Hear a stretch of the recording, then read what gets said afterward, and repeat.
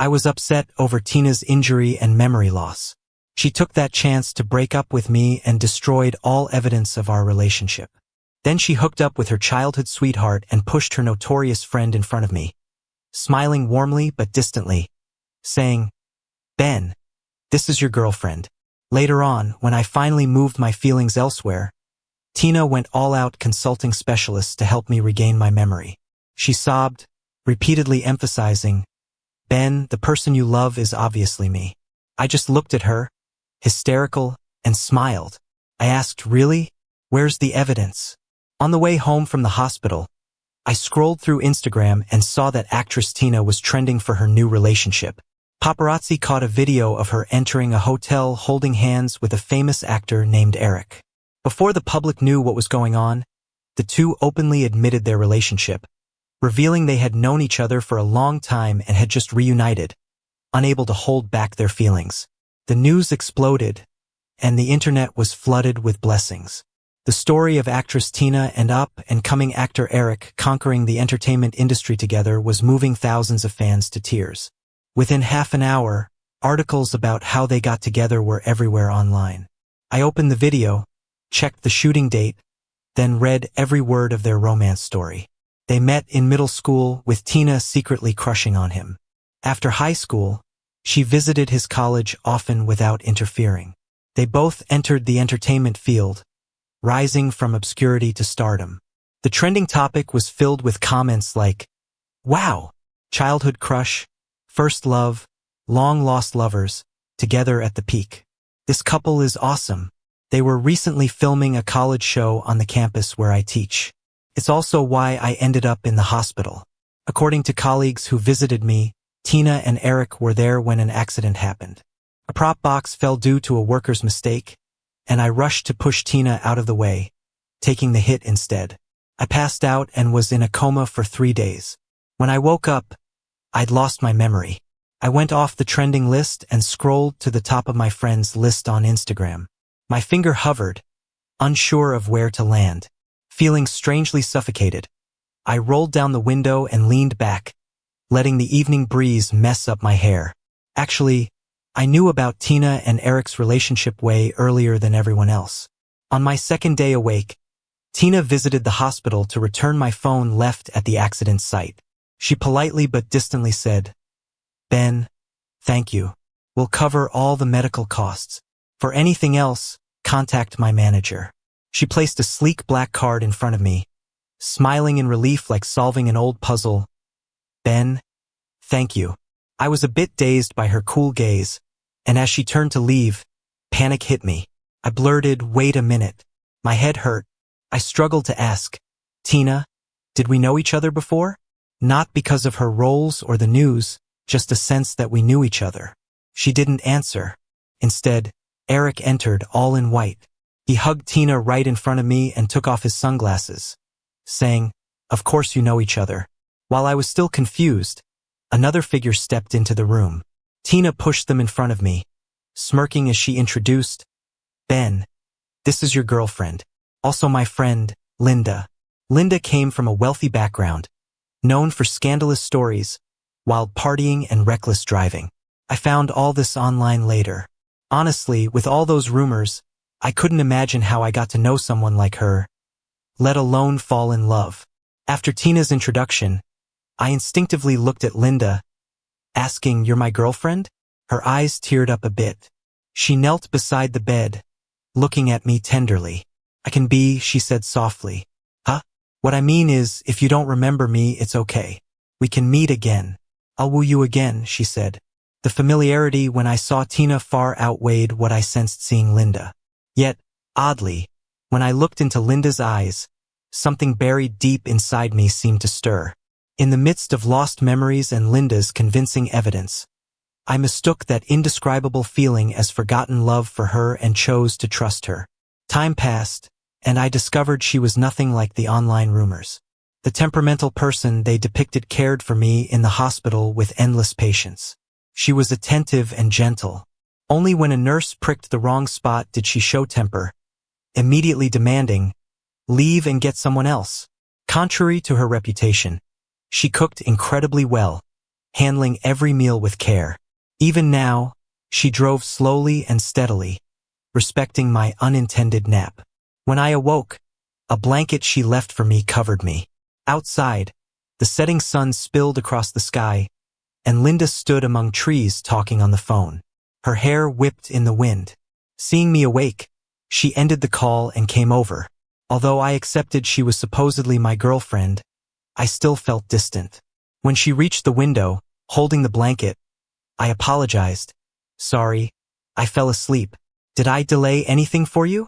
She opened the door, helped me out, and focused sharply on my eyes. Ben, she said firmly, remember this, you're always my #1 priority. 15 minutes later, we stepped out of the elevator and stood in front of a door. Linda smoothly punched in the code and opened it. Immediately, a familiar yet unfamiliar vibe hit me. I walked in somewhat hesitantly and stopped at a plain white sideboard. On it was a framed photo. To be specific, it was a photo of me and a blurred figure. From the angle, it seemed like a selfie. The figure stood behind frosted glass. All I could tell from the silhouette was that it was an adult woman. Then, I remembered a colleague peeling an orange by my hospital bed, muttering, "You always said you had a girlfriend but never mentioned who it was. Nor did she ever visit." Some even joked it might be a celebrity. Turns out it's the Lin family's second daughter.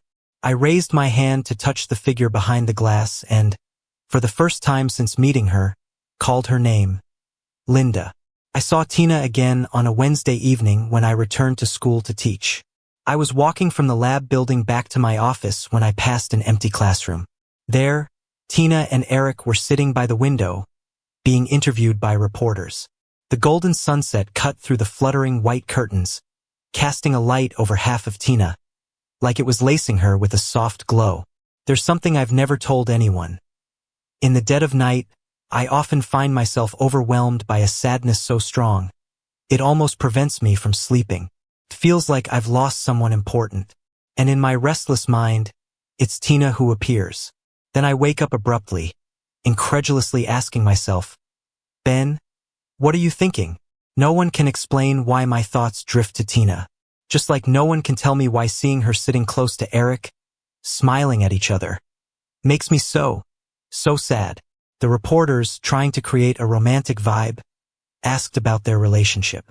One asked Tina to describe Eric in a sentence. Tina, with a fond look, softly said, "He's the light in my dark life." I thought about it for a bit. Maybe it's like the way people online describe them. The resilient girl who endured domestic violence from an alcoholic father finds a savior in the kind, wealthy schoolmate during her high school years. From then on, her heart belonged to him.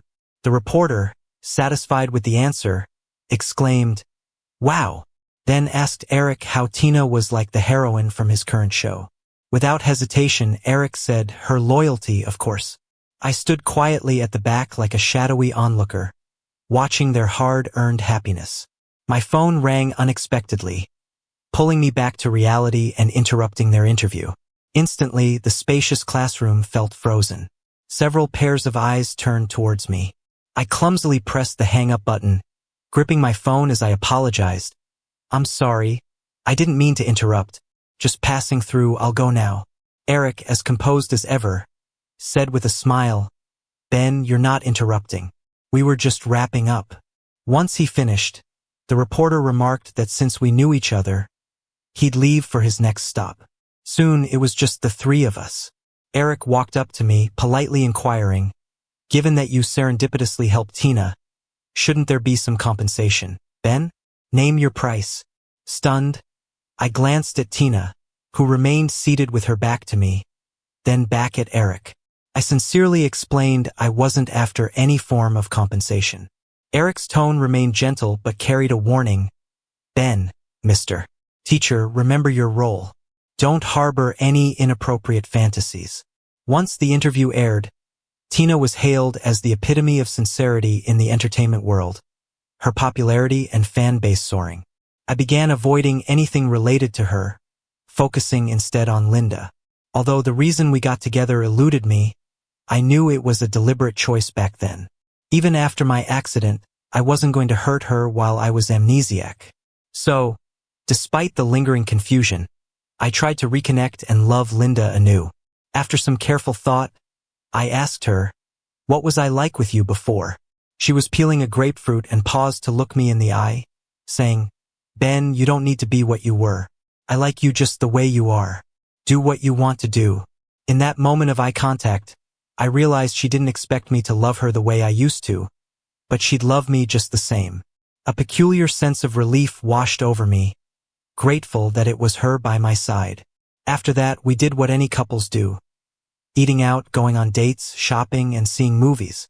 I'd sometimes try to recall the past with her, but it always drew a blank. Then, 2 months after my amnesia, Linda came to pick me up from work. A colleague excitedly handed me a beautifully wrapped box, saying, "Ben, the watch we ordered a year ago is here." Seeing my confused look, he added it was from a friend's shop. Each watch is handmade and unique. I once visited and described my preferences to the designer, ordering one as a gift for my girlfriend. I left a message card too. To be honest, the watch was exquisite and understated. However, its vibe didn't match Linda at all. Here's the card I left with it back then. 3. Linda didn't say a word the whole time. It wasn't until she slowly opened the card that her furrowed brow smoothed out. I figured she thought the watch didn't suit her either. I glanced at her wrist, her watch worth millions, and quietly said, "If you don't like it, that's fine." After all, I wasn't sure if it was my description to the designer that went wrong or if something happened during the watch's making. She chuckled softly, her voice raspy, and told me, "I like it. I really like it. Anything you give, I like." She immediately put on the watch I gave her and never took it off since. I got curious about the note I left in the card, so I peeked. It was definitely my handwriting, but there was just one letter on the pristine page. Holding the card, I zoned out for a while, listening to the wind whooshing outside. The day Tina and Eric wrapped up filming their campus drama, I came across their live stream during a break. Someone asked Tina why she was drawn to Eric. In the video, she shifted her gaze, recalling or pondering, then lovingly looked at Eric and said, "His goodness is something I've never seen before." Considering her background, I kind of got what she meant. Someone from the dark meets their opposite. It's easy to be attracted. After hearing the answer, someone in the chat asked, "All these years, have you really never had feelings for anyone else? Just Eric?" She went quiet for a few seconds, the smile on her lips dimming. No one knew if she was sure of her feelings or thinking about someone else. But then she looked at the screen and confidently said, "No." The chat erupted in cheers, fans spamming hearts and roses. It hit me. I hadn't thought of her in a while. Even if I saw her now, I felt nothing. That emptiness that kept me awake at night had vanished. I couldn't explain it, but this realization made me feel lighter and somewhat happy. After the meeting, I happily walked out in the drizzle to see Linda's car quietly parked under a dim street lamp. It was 9 p.m. I'd been in a meeting for 3.5 hours. After texting her, she didn't have to wait. Raindrops slid down the window, and my heart felt heavy. Surprised, I got in the car and sighed. "It's so late. I told you not to wait for me." She gently wiped my face with a towel, her dark eyes serious. "But I wanted to see you." She'd always wait for me. The cramped, damp car was filled with an indescribable atmosphere. I looked at her clear-cut features, heart racing, starting to understand why I loved her before my memory loss. I figured, if nothing unexpected happens, Linda would be the one I'd want to spend my life with. Even if I couldn't remember the past, I'd fall for her again. Yet the unexpected did happen. Half a month later, on a stunningly radiant evening, Linda and I left a restaurant and walked down a bustling street, intending to buy hyacinths from a nearby florist. Suddenly, a huge billboard crashed down. It was a Ring ad featuring Tina and Eric, proclaiming eternal love. Instinctively, I pushed Linda aside, narrowly avoiding it. The crashing, the chaos of voices and car sounds, the too familiar scene brought on a severe dizziness and ringing in my ears.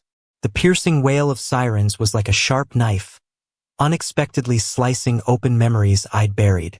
Fragments of images flooded my mind. Tina and I, we were friends for 18 years. Also, we were a couple for 4. When we first met, she was a frail girl without a mother and often abused by her father. I was a boy kidnapped and sold to a poor, remote village. I saved her with water in a lotus leaf when she fainted from abuse under the scorching sun. She protected me with a rock when village bullies harassed me. In those dark days, every word she taught me lit up like stars, carrying my wishes. In a book she got from outside, I read a handwritten line. As long as you never give up, you will see hope. Hope took root inside me, and I told Tina, we can't stay here. Let's escape, Tina. I wasn't allowed to study or wander, but Tina could. If she wanted to leave, she could. Initially, she hesitated. But after another near-death beating by her drunken father, we fled.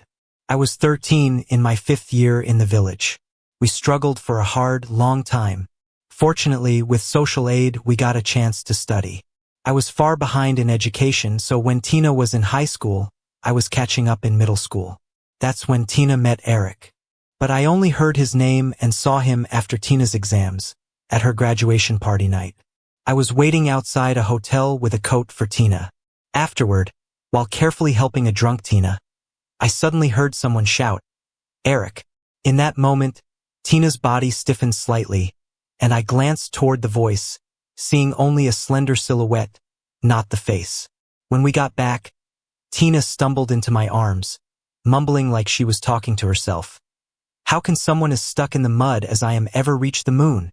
I thought she meant her dreams, so I threw myself into studying and making money. I helped her analyze every character she got, created countless fan accounts to cheer her on. I was careful to protect her dreams. But I didn't expect her moon to be Eric. Back then, she was mired in the mud and out of reach of the moon. Later, she was shining, and the moon came to her. Her first movie with Eric was after she won the Best Actress award. They played each other's first love, but Eric's character died the year Tina's character loved him the most. So even though he had limited scenes and barely any lines, the romantic setting, deep love, and memorable tragic ending brought him lots of attention early in his career. After that, nearly every film of his involved Tina, until the school drama. So everything made sense, and when she said she couldn't join me at the ancient temple in the South City, she was at a hotel with Eric instead. And when I was injured and lost memory for her, she ended our relationship and wiped all traces of us. Linda drove fast and finally stopped outside the hospital.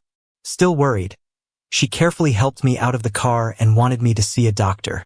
I let her take my hand, absent-mindedly following her. Her hand had scrapes from the ground, dirted clothes from protecting me, her hair messy, tousled by the evening wind. She looked so different from the first time we met. Half a year ago at a colleague's birthday party, I got harassed by a drunk guy and ended up in their booth. The dim, flashing lights cast over a room full of handsome guys and beautiful girls. But I instantly noticed Linda casually playing with her glass on the sofa. Back then, her laid-back, carefree demeanor outshone even Tina sitting beside her. Later, that drunk guy grabbed me, claiming I harassed his girlfriend. Tina turned her head away, avoiding my pleading look, while everyone else just watched the drama unfold. Only Linda, she put down her glass and walked over to me. Her commanding presence made the drunk guy pause. Linda asked me, "Did you ever bother his girlfriend?" I shook my head, explaining quickly and surely, "No, I don't even know him." After that, she suddenly smiled at me, reassured me, "Don't be scared. You look good, I believe you." Then, before anyone reacted, she grabbed the drunk guy's wrist, made him let go, and smashed a bottle over his head without hesitation. The loud crash silenced the booth. In my days, she sent me back without me remembering to thank her. At first, I thought she was just being heroic. Until later, after the party, passing that half-open booth door, I heard someone ask Linda, "Why did you help him earlier?" After a long pause, in a low voice marked with sympathy and affection, she said words that stuck with me. I saw his shadow in those eyes. The memory cut off. I stopped dead in my tracks, gripping her hand tightly. The hospital buzzed around us as Linda looked back, softly asking, "What's up?" Avoiding her gaze, I focused on her wrist, speaking with a strange catch in my voice. I'm fine. No need to see a doctor. Also, Linda, take off that watch. It wasn't meant for you. It stood for Tina. I got into the taxi with the watch, watching her figure fade in the rearview mirror as I left. I pulled out my phone, researching Tina-related keywords, and scrolled through memories of her and Eric until I found the scene they recreated from a romantic reality show recently. Flowers, sunsets, hot air balloons, endless romance and love. The wind dried the dampness from my eyes. I remembered the night Tina asked me to be together. Junior year in college, a girl offered me a ride and suddenly confessed to me at my entrance. Shocked, I didn't know what to say when Tina returned, standing in front of me. She already has a girlfriend, Tina told the girl coldly. I stood there stunned. After the girl apologized and left, I whispered to Tina, "What did you just say?" She held my hand and didn't let go, saying, "Ben, let's be together." I did like her. At 8, abducted to a mountain village, beaten for crying nonstop and burning with fever for days, I forgot many people and events. I later saved an unconscious Tina and felt an urge to follow her as she walked away. Years of dependence followed, seeing each other at our worst. Ending up with her seemed the most natural thing. To cooperate with her, I never spoke of our relationship publicly, just expressed feelings with a small a. Shortly after, she broke through the scene with a brief supporting role and rose ever higher, growing more distant. Looking back, if either Eric hadn't left or that girl hadn't confessed, Tina never would have proposed being together.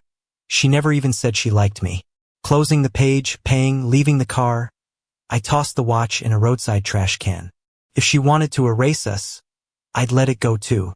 But if not for that kidnapping incident, we would be people from two entirely different worlds with no connection. Just like now.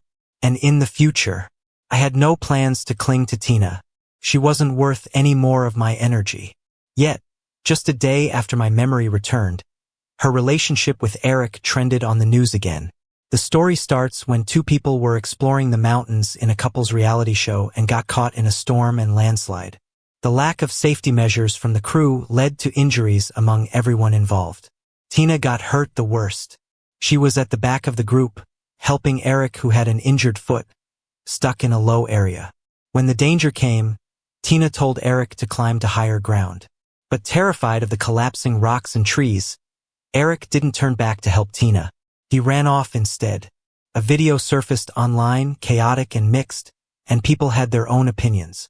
Many insisted Eric was probably just rushing to get help in case of another landslide. Understandable, in a crisis, everyone for themselves. Others question, why wasn't it Eric who got hurt? How does he deserve Tina's devotion? Eric stayed silent about the incident, and Tina, though she survived, ended up in a coma with a leg lost.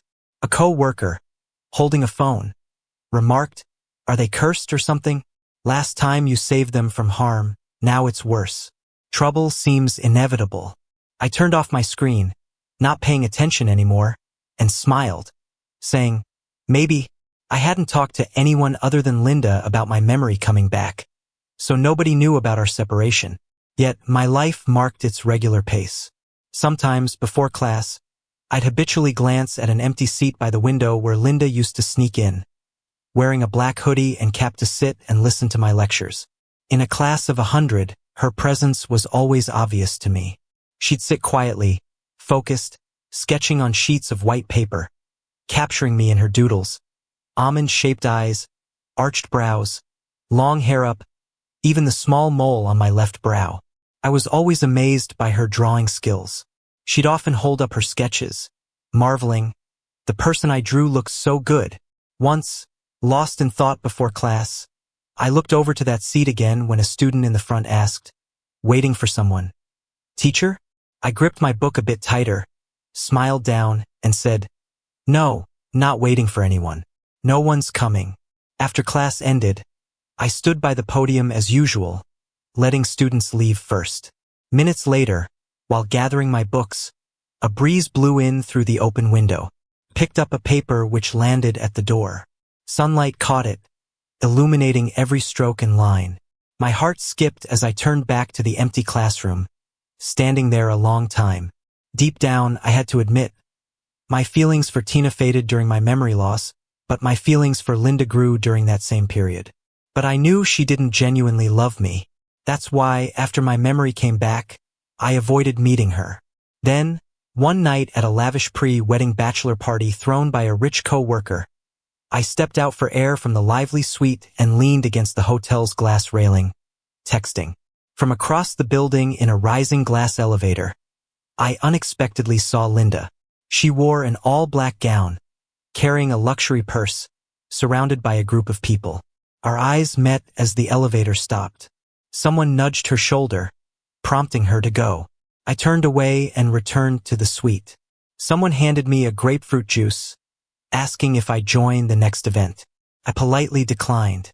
Sitting in a dark corner, I watched the flashing lights, remembering when I first woke up in the hospital with amnesia and met Linda. The evidence she presented for us being together was full of holes. Any careful thought would reveal the inconsistencies. But fresh out of memory, in desperate need of security, I convinced myself of its truth. Thinking back, Tina didn't account for the dangers her decision left me in. Looking now, I'm thankful the person who stepped in as my girlfriend was Linda. After the party, I lingered alone in the now silent suite, finishing the last sip of my drink before leaving. There she was outside the door, Linda. She leaned casually against the wall, hands behind her back, seemingly waiting for the door to open. A faint smell of alcohol hung in the air. I paused before asking, "What's up?" "I wanted to see you," she answered, too honest for me to know how to respond. I sighed, replying, "Linda, there's nothing between us now. What if I say I really do like you?" I had once imagined myself. How similar was I to that boy who made her wait and hope? But she saved me once and deceived me once. We're even. As she began, "Ben, actually I cut her off. "Do you need me to spell it out?" "Linda, I don't want any relationship with you, past, present, or future. From my experience with Tina, I learned a faulty relationship shouldn't start in the first place." Perhaps due to lighting, her face seemed pale for a moment. After a pause, she asked, "Can't we at least be friends?" Meeting her eyes, I firmly said, "I don't need you as a friend." After saying my piece, I thought I'd feel peace inside. But that didn't happen. Each sleepless night replayed the image of her pale face over and over. During the brief time I spent with her, every little thing we experienced together started to vividly reappear in my mind. The bad part is, she still kept reaching out to me, wanting to see me, constantly finding ways to be around me. Over time, I became incredibly sensitive to her figure, her name, and her unique light floral scent. Even when I saw someone who resembled her, I would subconsciously avoid them. I knew I wasn't really avoiding her. I was avoiding my own feelings. The day I saw the news about Linda becoming the head of the Lin family, I was grocery shopping. Financial and entertainment media were all over the place, reporting about her. She lost her mom young, her dad remarried, and her stepmom brought a son who was her half-brother. She was suppressed and disliked, forced to hide her talent and ambition, just waiting for the right moment to seize power. Interestingly, people found she had been doing charity work since she was young, donating to orphanages and remote rural areas every year. Standing between shelves stacked with various juices, I looked up at the large screen above, showing a clip of countless reporters thrusting microphones at Linda. In the video, she wasn't the carefree person the internet used to talk about, nor the gentle, elegant figure I remembered. She seemed distant, looking down on them, exuding a commanding presence. A reporter intentionally asked why this position was hers and not her excellent, overseas educated brother's. Faced with the challenge, she glanced down at them and smiled faintly. "Don't you understand the principle that only the strong rise to power?" I suddenly recalled the scene where she smashed someone with a bottle to save me. Maybe that was the real her, gentle yet fierce, detached yet wild. In the short time I was with her, I never got the chance to learn about her family, so it's the first time I learned about her background. I had speculated those rumors were intentional from her side, but I never imagined the real reasons behind them. The next moment, a gossipy reporter in the video asked if it's true Linda was looking for a boy, if he was her love. The scene went silent for a moment. Linda looked at the camera softly and said, "Yes." I calmly turned back to my shopping. Only when checking out did I realize I picked the wrong juice.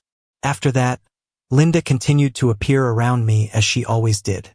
Even though she never brought up being together again, everything she did told me she hadn't given up. Like when my car broke down in the pouring rain, she'd be the first one there. Or when I twisted my ankle hiking, there she'd be, getting her assistant to carry me down. Until one time, when I was recuperating at home from the flu I caught at school, she knocked on my door.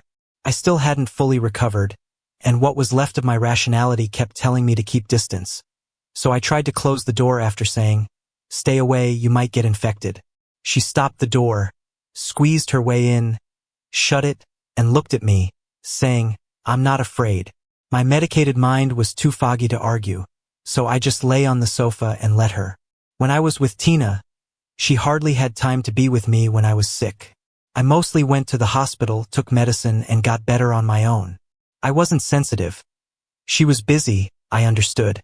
I managed fine without her care. But now, as I dazedly watched Linda tending to me, switching between giving me water and cooking porridge, I was curious. So I asked her, "Linda, aren't you busy?" She just started managing the company. She'd have more than her share of things to handle.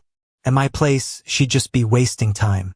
Kneeling next to the sofa, she softly wiped my face with a damp towel, and her breath brushed my cheek so close I could hardly avoid it. It took a while before I heard her say, "Ben, I remember I told you, nothing is more important than you." Perhaps being sick made me more sensitive. My heart swelled with emotion. Being alone while sick before never felt this tough.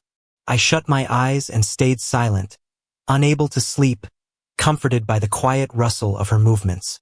I wasn't sure how long passed before night fell. I opened my eyes to see Linda in the kitchen reading instructions on various medicine boxes.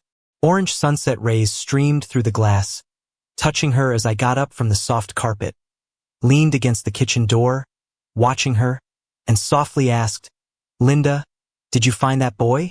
She visibly froze for a moment, set down the medicine, and turned to me. I did. My throat was sore. I wanted to ask why she was still pestering me, but I held on to a little dignity and asked, "Are you two not together?" She stepped closer, sighed. "He said he didn't want to be with me, didn't want any relation at all."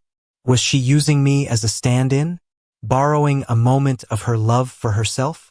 My heart trembled, and I lowered my head, not wanting to meet her gaze. Finally, I gave in. "Linda, can you stop this?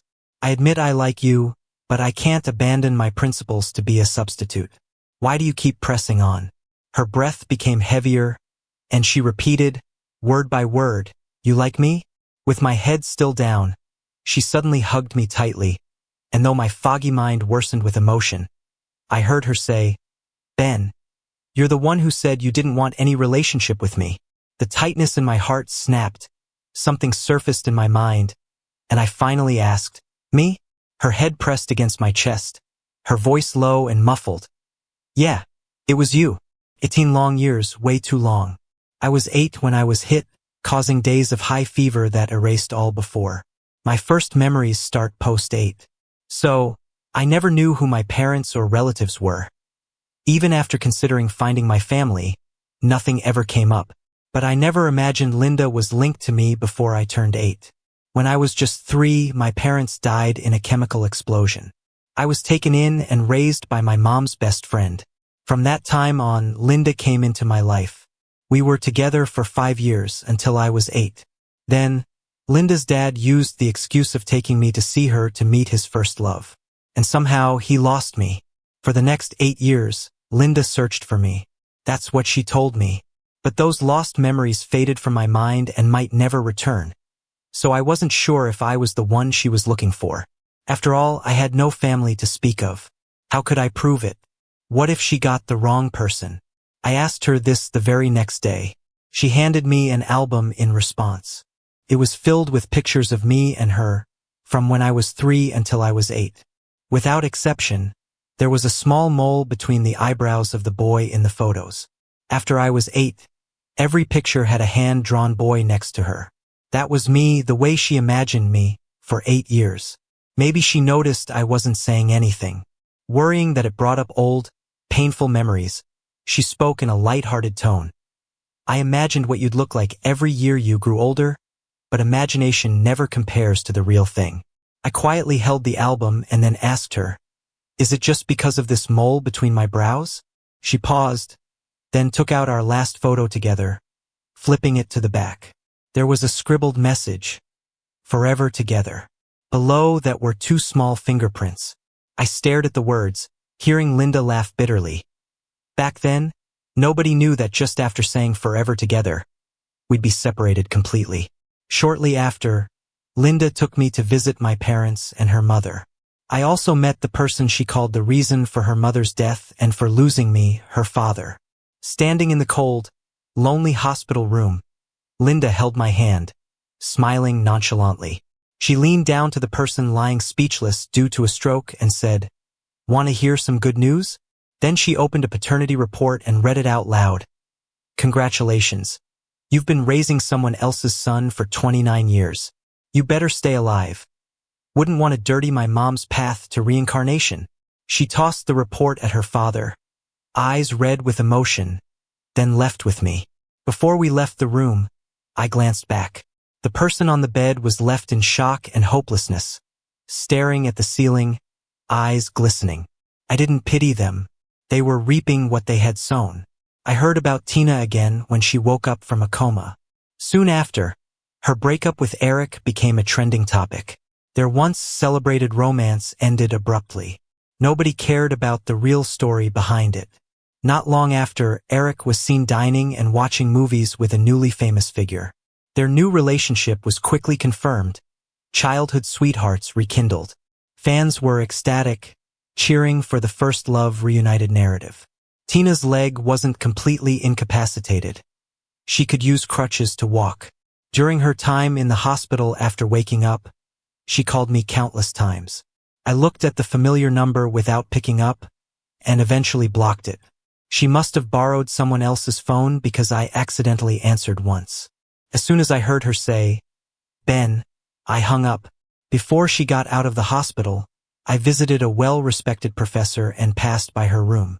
It seemed like she was arguing with Eric. Both were so agitated. I could clearly hear Eric yell, "I didn't mean not to grab you. It was dangerous. What if I got hurt? Tina, don't you love me? Why blame me? Now you're just holding me back."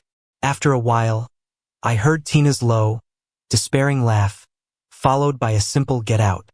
I didn't understand whether her laugh was mocking her naive belief in mutual love, or regretting her deep affection over the years.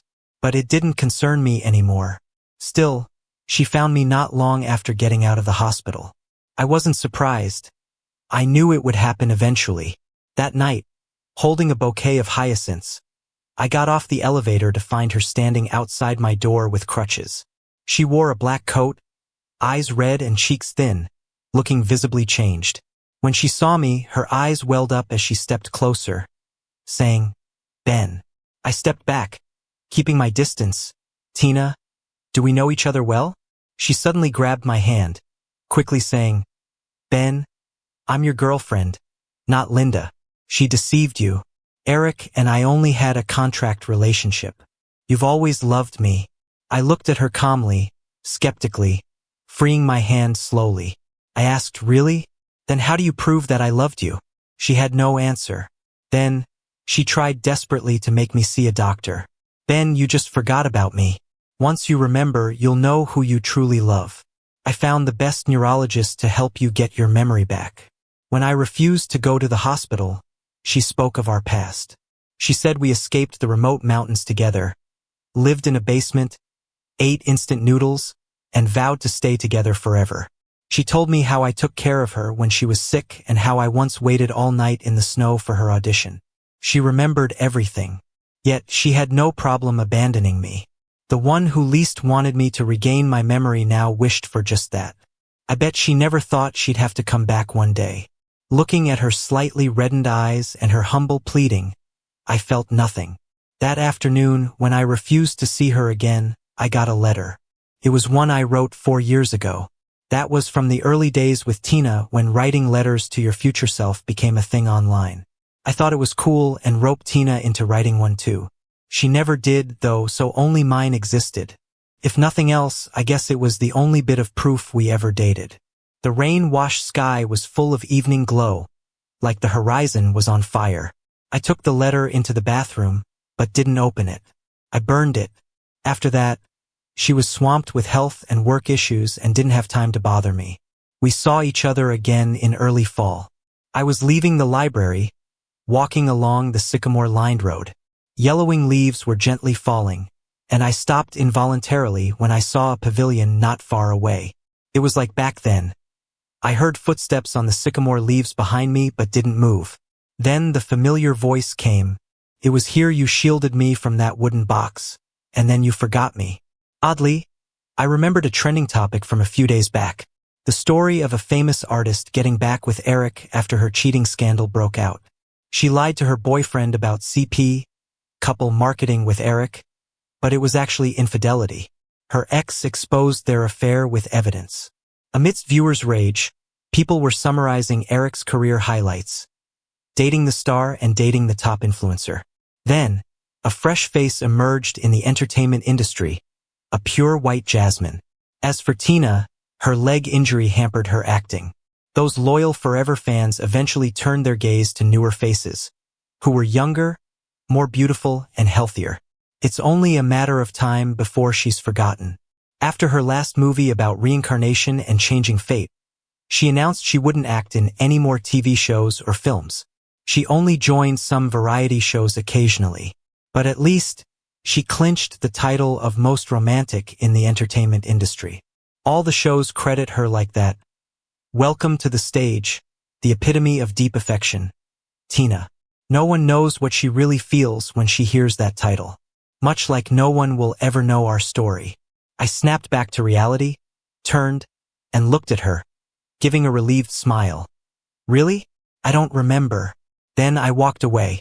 After a few steps, the breeze carried her mumbled words to me. If I could go back to the year we met, I wouldn't let go of your hand. I paused briefly, a slight smile bending my lips, and kept walking. She was wrong. If I could go back to that year, I'd choose not to meet her at all. Now I was just getting back on track. At the end of the road, Linda was waiting. I ran to her as she opened her arms for a hug, then whisked me away to a beautifully decorated private garden. Ever since learning about my family history, both Linda and I consciously avoided talking about being together. That moment felt like a confession was coming, but she gently pushed a cake toward me and said, "Ben, happy birthday." Holding the flowers, I felt a little dazed. This day turned out to be my actual birthday. Later, she placed 18 beautifully wrapped boxes in front of me, her eyes bright and dark as ink. "These are your overdue 18-year gifts." My eyes stung with tears as I looked at her with a smile. "Linda, you don't have to be so nice to me." This sense of being cherished felt overwhelming. She cupped my face, looking steadily into my eyes. "I signed up for the long haul. I'm going to be good to you for life." I glanced at her striking face so close to mine and gave her a kiss on the cheek. Instantly, she froze, her cheeks blazing red and spreading further. It made me want to laugh. While she stood there stunned, I took out a watch from my bag, glanced at her empty wrist, and told her, "Give me your hand." She obediently reached out, letting me carefully put the watch on her wrist. The air felt charged with something undefinable, almost like putting a ring on her finger. Just as I finished adjusting it, she wrapped her arms around my neck, stealing my breath with a quick kiss. A few minutes later, I opened the camera on my phone. From forgetting to breathe, my face was just as flushed as hers. I was about to check my lips for any damage when Linda appeared in the frame. She grabbed my hand and phone, pressing the shutter. Since age 8, our family photos had been lacking. From right this moment, they picked up where they left off. My longest journey in life also began the day I met Ben, 18 long years. If it weren't for that accident, the one by her side, growing up together, should have been me. Even now, I can still recall that normal afternoon after my cello lesson, when I found out Ben had disappeared. I was 10, First tried the bitter taste of losing someone dear, holding a photo we took just the other day, staying awake all night. Afterward, I started donating to orphanages and impoverished areas. Even if a 1 in 10,000 chance, I hoped Ben was somehow okay. I learned to paint, imagining how she would look each year. As our family business grew very large, I discovered my dad's affair within the family. It hit me that, on that fateful day, his excuse for taking Ben was to take her to meet an old flame. That's how Ben got lost. The following year, my mom passed away feeling miserable. She ended up with her first love and their illegitimate child. I became the odd one out. But life's not that kind to everyone. She used the money my mom brought to start a business, pushed my mom to her limit, and in the end, they lived happily ever after. Later, under the woman's constant watch and pressure, I became the aimless person she wanted me to be, hanging out with a bunch of bad influences. Then one night at a party, I met Ben. When he burst through the door looking panicked, with fear in his eyes, my heart skipped a beat. But, in these 18 years, I've met too many people who resembled him in my memories, each time ending in disappointment. So this time, after I sent him back to the booth, I hesitated. What if looking him up just leads to disappointment again? I'd heard that there's a 1,000-year-old tree in the ancient temple in the southern part of the city that can grant any wish. I didn't believe it before, but now I was willing to try. After climbing 3,600 steps, I stood before this grand old tree covered with red wishing ribbons. Tying my own ribbon tight to the branches, I clasped my hands together and silently prayed. I wish to see her. I hope we stay together forever. At the same time, a deep, somewhat familiar male voice spoke the same wish. As soon as he finished speaking, all the wish ribbons on the tree fluttered in the wind, and a clear sound of bells drifted from the eaves. Through the sea of moving red ribbons, I glanced to the other side of the tree. There was Ben. Seeing his familiar features, the thought of giving it another try suddenly rose in my heart. If meeting once among millions is a coincidence, what could meeting twice mean? I remembered a line I wrote in a book I once donated. As long as you never give up, there will always be hope. I never gave up, so I did find him. Later, when I looked into his past, I realized he was with Tina. But surprisingly, he got injured and lost his memory because of her. And Tina, wanting to get back with her first love, tried to ditch him. When I offered to help him, I told her, in the past, now, and in the future, Tina, you two will have nothing to do with each other. After that, while she hurriedly destroyed the evidence of her relationship with Ben, I made sure to search every trace of them together and personally erase them again. Now, unless Ben decides to remember and admit it, nothing can prove they were ever together. Everyone says I am only interested in him on a whim, just passing time. No one knows how nervous and sincere I was when I pushed open the door of that hospital room to stand before him, even though I was long erased from his memory. But that's all right, we can meet again for the first time. On that afternoon, 18 years apart, we met for the first time and also reunited after a long time.